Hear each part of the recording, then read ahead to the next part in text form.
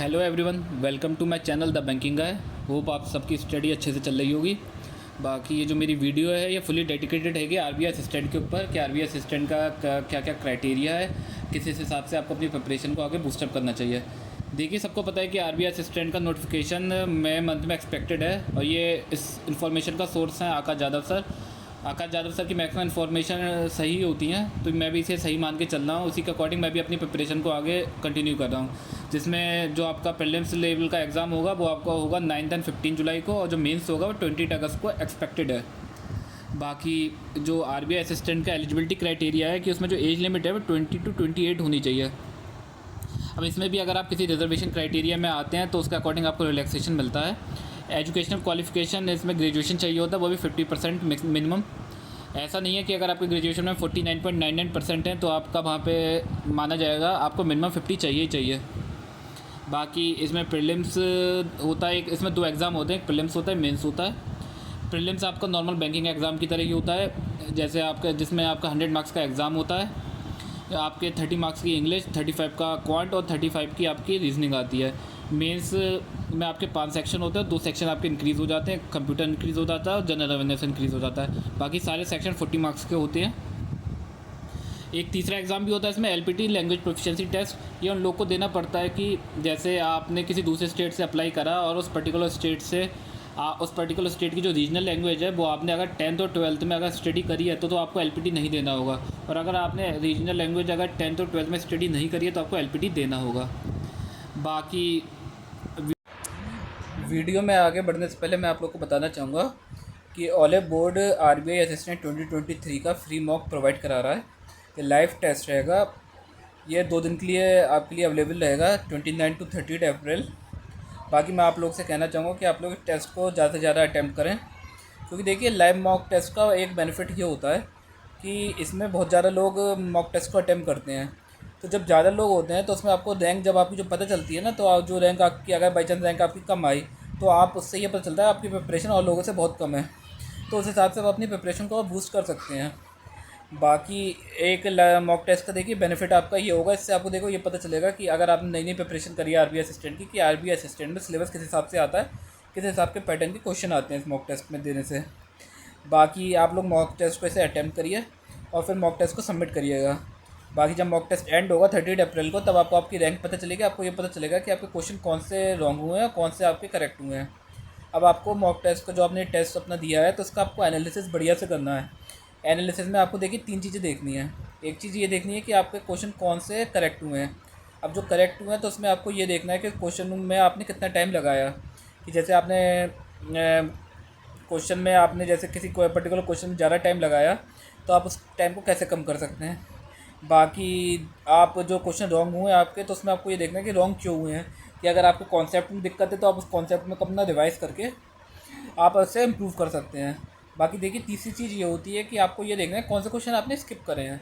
आपको ये देखना है बस क्वेश्चन आपने स्किप क्यों करे हैं, कि वो कोर्स का पर्टिकुलर आपको कॉन्सेप्ट आपका क्लियर नहीं है, तो आप वो पर्टिकुलर कॉन्सेप्ट अपना वहाँ से क्लियर करिए और कोशिश करिए कि अगली बार वो क्वेश्चन आपको स्किप ना करना पड़े। बाकी जो मॉक टेस्ट है इसके लिंक मैं आपको अपने वीडियो सेक्शन के डिस्क्रिप्शन में प्रोवाइड करा दूंगा। बाकी कमेंट सेक्शन में भी इस मॉक टेस्ट की मैंने लिंक इसकी मैं आपको प्रोवाइड करा दूंगा।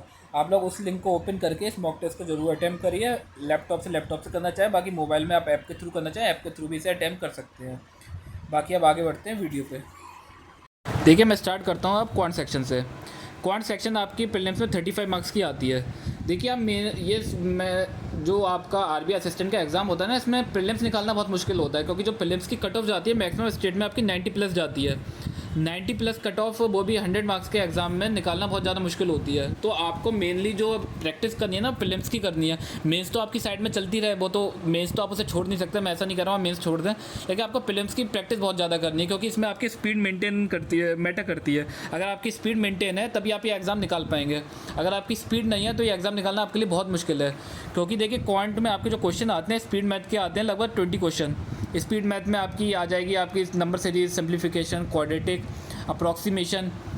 बाकी आपकी डीआई आती है, 1 या 2 डीआई आ जाती हैं इसमें, वो भी डायरेक्ट आपकी डेटा पुट वाली होती हैं। डायरेक्ट आपको डेटा दिया होगा, डायग्राम में आपकी डीआई सॉल्व हो जाएगी। बाकी अरिथमेटिक आते हैं 8 से 10, ये आपकी सिंगल लाइनर के ही होते हैं। इसमें आपको बस एक चैप्टर की थोड़ी बहुत नॉलेज होनी चाहिए, आप ये अरिथमेटिक सॉल्व कर सकते हैं, इतने ज़्यादा टफ नहीं होते हैं। क्योंकि देखिए आप खुद सोचिए कि 90 प्लस अगर कट ऑफ जा रही है तो पेपर का लेवल बहुत ईजी होता है, लेकिन मेन होती है आपकी स्पीड। देखिए कि आप 90 प्लस मार्क्स कैसे ला पाएंगे अगर आपका आरबीआई असिस्टेंट के प्रीलिम्स में, जब आपके 35 क्वेश्चन आपके क्वांट में और 35 क्वेश्चन आपके रीजनिंग में आपके हो जाएंगे, वो भी अच्छी एक्यूरेसी से। क्योंकि देखिए यहाँ आपके 70 मार्क्स आपके यहाँ हो गए, बाकी अगर आपके इंग्लिश में 20 मार्क्स भी आ गए तो 90 मार्क्स तो आपके यहीं हो जाएंगे। क्योंकि इंग्लिश में हर किसी की एक्यूरेसी इतनी होती नहीं है, क्योंकि जो अच्छी एक्यूरेसी आपकी मेंटेन हो पाएगी वो आपकी क्वांट और रीजनिंग में ही हो पाएगी। तो आपको इन सेक्शनों पे ज़्यादा फोकस करना है। अब क्वांट की आप प्रिपरेशन कैसे करें, आप देखिए सेक्शनल मॉक दीजिए, पर डे आप सेक्शनल मॉक दीजिए, पर डे आप चैप्टर वाइज इसके क्वेश्चन सॉल्व करिए। चैप्टर वाइज में जैसे आपने 10 क्वेश्चन सिम्प्लीफिकेशन के, 10 क्वेश्चन अप्रॉक्सीमेशन के, 20 क्वेश्चन आप नंबर सीरीज़ के, बाकी 10 क्वेश्चन आप क्वाड्रेटिक के, आप ये पर डे सॉल्व करिए स्पीड मैथ के। बाकी आप डीआई और अरिथमेटिक की प्रिपरेशन पैरेलली करते रहिए कि पर डे आप 4 से 5 डीआई सॉल्व करिए, पर डे आप अरिथमेटिक के क्वेश्चन सॉल्व करिए। जैसे आपने चैप्टर वाइज करिए अरिथमेटिक के कि आज मैं इस चैप्टर के कर लिए तो कल दूसरे चैप्टर के कर लिए, ऐसे करके आप अरिथमेटिक के क्वेश्चन सॉल्व करते रहिए, प्रैक्टिस करते रहिए। क्वांट आपकी तभी इंप्रूव होगी। देखिए आरबीआई असिस्टेंट का एग्ज़ाम मैटर करती है स्पीड, पेपर का लेवल इतना ज़्यादा टफ नहीं होता, स्पीड आपकी बहुत मैटर करती है। क्या अगर आपकी स्पीड अच्छी है तभी आपका हो पाएगा। और लोग की क्वांट में स्पीड बहुत गिर जाती है क्योंकि उनकी कैलकुलेशन स्पीड अच्छी नहीं होती। तो आपको कैलकुलेशन को अपनी बहुत ज़्यादा इंप्रूव करना होगा आरबीआई असिस्टेंट के लिए। कि मैंने क्वांट के लिए एक डेडिकेटेड वीडियो अपने चैनल पे बना रखी है, आप उस वीडियो को फॉलो करिए। उस वीडियो में मैंने बिल्कुल डिटेल में बताया कि क्वांट की प्रिपरेशन आपको कैसे करनी है, वहाँ से जाके आप इन्फॉर्मेशन गेन कर सकते हैं क्वांट के रिलेटेड। बाकी अब आगे बढ़ते हैं रीजनिंग सेक्शन में। ठीक है, रीजनिंग सेक्शन में आपका मेनली 2 पार्ट में डिवाइड होता है, एक आपका मैसलेनियस होता है, दूसरा पजल और सिटिंग अरेंजमेंट होता है। मैसलेनियस आपका 20 मार्क्स के अप्रॉक्स में आ जाता है, बाकी आपके 15 मार्क्स के अप्रॉक्स में आपका पजल और सिटिंग अरेंजमेंट होता है। आपको इसकी प्रिपरेशन कैसे करनी है, देखो आपकी इसकी प्रिपरेशन आपको 2 पार्ट में ही करनी है। जैसे आपने पर डे अगर 2 घंटे आपने रीजनिंग के लिए अपने अलॉट कर रखे हैं तो 1 घंटा आपको माइसलेनियस के लिए प्रैक्टिस के लिए देना होगा, बाकी 1 घंटा आपको पजल और सिटिंग अरेंजमेंट के लिए देना होगा। माइसलेनियस के लिए जैसे आप जो माइसलेनियस के चैप्टर हैं, जैसे आप ऐसे रख लें कि आज आप सिलॉक्स के क्वेश्चन सॉल्व कर लीजिए 20-25 से, बाकी कल आप इनइक्वालिटी के कर लीजिए। आप अपना डिवाइड कर लीजिए कि आज मुझे इस टॉपिक के करने हैं, कल उस टॉपिक के करने हैं माइसलेनियस के। बाकी पजल में आप डेली 7 से 8 पजल बनाइए प्रीलिम्स लेवल के। पजल भी इसमें बहुत ज़्यादा टफ नहीं आते, सिंगल वेरिएबल और डबल वेरिएबल ही रख लें, इससे ज़्यादा नहीं आती पजल टफ। पजल बहुत ईजी होती हैं। आपकी क्लरिकल लेवल एग्जाम होता है, इसमें आपकी अगर स्पीड अच्छी है तो आपके ये 35 क्वेश्चन बहुत जल्दी अटैम्प्ट हो जाएंगे रीजनिंग सेक्शन में। मैंने भी लास्ट ईयर एग्ज़ाम दिया था तो मेरे 35 आराम से हो गए थे इसमें रीजनिंग सेक्शन में। बाकी आप अब इसकी प्रिपरेशन आपको कैसे करनी है, इसकी प्रिपरेशन भी आपको क्वांट के अकॉर्डिंग ही करनी है। जैसे मैंने क्वांट में बताया था, सेक्शनल टेस्ट लगाइए, इसके चैप्टर वाइज आप इसके क्वेश्चन सॉल्व करिए। बाकी आप मॉक टेस्ट लगाइए, मॉक टेस्ट में आपको क्वेश्चन वहाँ पे प्रोवाइड होते हैं, उन क्वेश्चनों को आप सॉल्व करिए। मेन आपको इसमें आपको स्पीड आपकी मैटर करती है, स्पीड अगर आपकी अच्छी है तो ये आपका एग्ज़ाम आराम से क्लियर हो जाएगा। बाकी एक अब आपका लास्ट सेक्शन बचा प्रीलिम्स में, वो होता है आपका इंग्लिश सेक्शन के लिए। देखिए मैंने एक डेडिकेटेड वीडियो बना रखी है, आप उस वीडियो को फॉलो कर सकते हैं।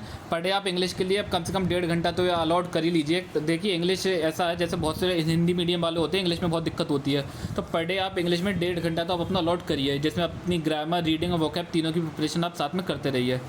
बाकी इंग्लिश की प्रिपरेशन के लिए सबसे अच्छा तरीका होता है आप सेक्शनल मॉक लगाइए और टॉपिक वाइज क्वेश्चन करिए। जैसे सेक्शनल मॉक आप दे रहे हैं, उसके साथ आपने जैसे पर डे 2 आरसी कर लीजिए, क्लॉज टेस्ट कर लिया आपने पर डे, कुछ क्वेश्चन आपने एरर डिटेक्शन के कर लिए, कुछ क्वेश्चन आपने माइसलेनियस के कर लिए। इंग्लिश आपकी ऐसे ही इंप्रूव होगी। इंग्लिश में इंप्रूव होने में टाइम लगता है। इंग्लिश को अगर आप एक सब्जेक्ट के तौर पे लेंगे तो इंग्लिश आपकी इंप्रूव होने में दिक्कत होगी। आप इंग्लिश को एक लैंग्वेज के तौर पे लीजिए, रीडिंग करिए इंग्लिश की पर डे आप न्यूज़पेपर रीड करिए। मैंने इसकी जो डेडिकेटेड वीडियो बताई है उसमें मैंने आपको बताया कि आपको कैसे क्या करना है आगे। पर डे आप जैसे आपको द हिंदू का न्यूज़पेपर थोड़ा टफ लगता है तो आप इंडियन एक्सप्रेस यूज़ करिए, कोई भी न्यूज़पेपर जो आपको ईजी लग रहा है लेकिन आपको रीड करना ज़रूर है। बाकी ये आपकी इंग्लिश की हो गई। देखिए मैंने आपको टोटल आपको प्रीलिम्स लेवल बता दिया, प्रीलिम्स की प्रिपरेशन आपको इस तरीके से करनी है। बाकी बात रही अब आपको मॉक टेस्ट कैसे इसमें लगाना है, मॉक की प्रिपरेशन आप इसमें कैसे करें। देखिए आप इसमें मॉक टेस्ट दीजिए, पर डे आप एक मॉक टेस्ट दीजिए आरबीआई असिस्टेंट का। अगर आप आरबीआई असिस्टेंट को मेन टारगेट लेके चल रहे हैं, उसमें आपके मॉक टेस्ट देंगे तो उस मॉक टेस्ट में जो आपका एनालिसिस होगा उसका एनालिसिस करिए। उस एनालिसिस में आपको आपकी स्ट्रेंथ और वीकनेस रेक्टिफाई हो जाएंगी कि जैसे आपने मॉक टेस्ट दिया, आपके क्वेश्चन रॉन्ग हुए और आपके करेक्ट हुए। जो रॉन्ग हुए वो रॉन्ग क्यों हुए और बाकी जो क्वेश्चन आपके करेक्ट हुए तो उसमें आपने किस पे ज़्यादा टाइम लगाया। ये आप मेनली फोकस करिए कि आपने इनके, जैसे आपने कोई पर्टिकुलर टॉपिक है, स्लॉग्स है रीजनिंग में, अगर इसे सॉल्व करने में आप 1 मिनट ले रहे हैं तो 1 मिनट आप क्यों ले रहे हैं? स्लॉग आपका 15 से 20 सेकंड में सॉल्व हो जाना चाहिए, तो आप इसकी प्रैक्टिस करिए। देखिए एनालिसिस ऐसे ही होता है मॉक का, आपने रॉन्ग और करेक्ट का आप एनालिसिस करिए बढ़िया से। उसके बाद अगर आप पे टाइम बचे तो आप ये देखिए जो क्वेश्चन आपने स्किप करे हैं वो क्वेश्चन आपने क्यों स्किप करे हैं, कि वो पर्टिकुलर टॉपिक आपने करा है या नहीं करा। अगर नहीं करा है उस पर्टिकुलर टॉपिक का, उसका पर डे आप जैसे पर डे मॉक दे रहे हैं तो उसी टॉपिक का आप जैसे जो सेक्शन आपने डिवाइड कर रखा है कि आपने इतना टाइम आपको रीजनिंग में लेना है, इतना क्वांट में लेना है, तो उस पर्टिकुलर टॉपिक का रिवीजन भी आप उसी टाइम में आप अपना कर सकते हैं कि आपने ये क्वेश्चन, अगर ये टॉपिक आपको टफ लगता है तो उसके इतने क्वेश्चन आपको हो जाने चाहिए, जैसे ईजी लेवल अगर उस टॉपिक का आ गया तब उसे एग्ज़ाम में अटैम्प्ट कर सकें। तो बाकी आपने जब स्ट्रेंथ और वीकनेस आपको पता चलेगी तो कॉन्सेप्ट रिवीजन आपका हो जाएगा, आप उससे आप अपना जो कॉन्सेप्ट है उसको रिवाइज करिए। यही देखिए एक सर्कल होता है ये एक आपका, कि आपने मॉक दीजिए, आपकी स्ट्रेंथ और वीकनेस पता चलेगी, उससे आप अपना उसको आप अपनी स्ट्रेंथ और वीकनेस को रेक्टिफाई करेंगे, फिर कॉन्सेप्ट को रिवाइज करेंगे और अगली बार फिर से दोबारा से मॉक देंगे। फिर अगले बार आपको पता चलेगी स्ट्रेंथ और वीकनेस की आप क्या आपको दिक्कत हो रही है, फिर आप उसको रिवाइज करेंगे। ये एक तरीके से साइकिल चलता जाता है, ये आपको कंप्लीट करते ही रहना है। आपको डेली बेसिस पे आरबीआई असिस्टेंट का एक मॉक दे देना चाहिए आपसे, क्योंकि अब ज़्यादा टाइम बचा नहीं है आरबीआई असिस्टेंट का। बाकी वीकली बेसिस पे आपको एक मेंस का मॉक देना चाहिए, क्योंकि मेंस की प्रिपरेशन भी आपको साथ में करते रहनी है। ठीक है, मैंने 2 टॉपिक बचे उसकी मैंने इस वीडियो में बिल्कुल नहीं बताया है। एक आपको पता जीए, दूसरा आपका बचा कंप्यूटर। ठीक है, जीए की एक मैंने पर्टिकुलर वीडियो अपने इस चैनल पे अपलोड कर रखी है, अब वो वीडियो आपको मिल जाएगी। जीए की फुल स्ट्रेटजी मैंने उसमें बता रखी है, जीए की प्रिपरेशन आपको कैसे करनी है, इसमें कुछ नया है नहीं बताने को। बाकी रही कंप्यूटर की मैं एक डेडिकेटेड वीडियो लेके आऊँगा कि जिसमें आपको कंप्यूटर की प्रिपरेशन का मैं बताऊंगा कि कंप्यूटर को आपको कैसे करनी है। देखिए कंप्यूटर इतना ज़्यादा टफ नहीं पड़ता, अगर आपने कंप्यूटर पहले कभी स्टडी करा हो, और अगर आपने कभी पहले नहीं करा है और पहली बार आप स्टडी कर रहे हैं कंप्यूटर को, तो हाँ आपको दिक्कत पड़ेगी, लेकिन इसको भी इतना ज़्यादा टफ है नहीं कंप्यूटर। तो जैसे अगर आप अभी आरआरबी की प्रिपरेशन कर रहे हैं तो उसमें भी आप कंप्यूटर का कर ही रहे होंगे, तो कंप्यूटर आप बाहर से भी कर सकते हैं अपना। बाकी कंप्यूटर में ऐसा नहीं है कि आरबीआई असिस्टेंट में कोई नई चीज़ पूछ ली जाती है, वही एक सिलेबस होता है, वही हर एग्ज़ाम में चलता रहता है। बाकी इसकी मैं एक डेडिकेटेड वीडियो ले आऊँगा कंप्यूटर की, आप इस वीडियो को देख लीजिएगा। बाकी आप लोग आरबीआई असिस्टेंट की प्रिपरेशन करते रहिए बढ़िया से। मैं भी आरबीआई असिस्टेंट, अब मेरा भी मेन टारगेट आरबीआई असिस्टेंट का ही है, क्योंकि देखिए आईबीपीएस मेरा क्लियर हो गया है।